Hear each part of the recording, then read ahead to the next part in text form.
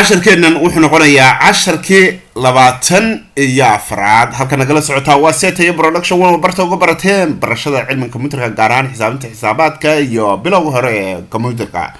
haddaba aan guda galnaa casharkeennan 24 casharkeennan 24 waxaan ku soo qaadan doonaa hanaanka loo sameeyo inaad soo samaysato purchase order. Purchase order waa warqad aad samaysato oo u dirto dadka dalabaadka aad ka samaysanayso ee aad doonayso inaad alaab ka soo iibsato.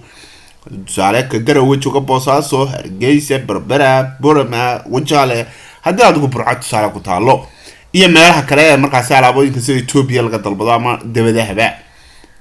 alaabtaas marka ku timaado ayaa warqadaasi ka sii deyn doonta. tusaale maanta waxaan dalbanaynaa alaab Wajaale ka dalbanayno. click baan siinayaa halkaasi markaan click siiyo waxay soo bixi doonaa warqadaas. aniga purchase orderkaygu wuxuu ka bilaabmay buuggayga BO baa la socota 3 tuuna weeye. Vendor-kan Wajaale joogay wax ka dalbanayana waxa la yahaa Cali Guudlaawe business. waaya shayga dalbanayana falaadhan furaya waxa weeye masaasad quraarad. tirada ka dalbanaya waa 3 kartoon.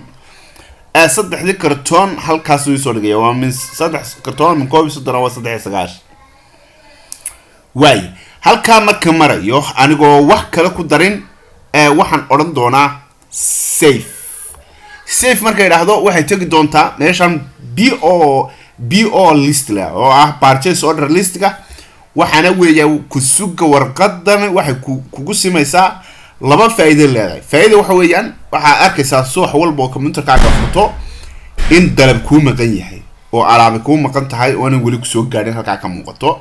mid kale waxay ku faa'iideynaysaa in alaabti marka ku timaado ee tuwankii aad ku dalbatay alaabti ku qoreed adeegto dalabkaagina adeegto in alaabti ama isku tiro noqoto ama kala tiro noqoto.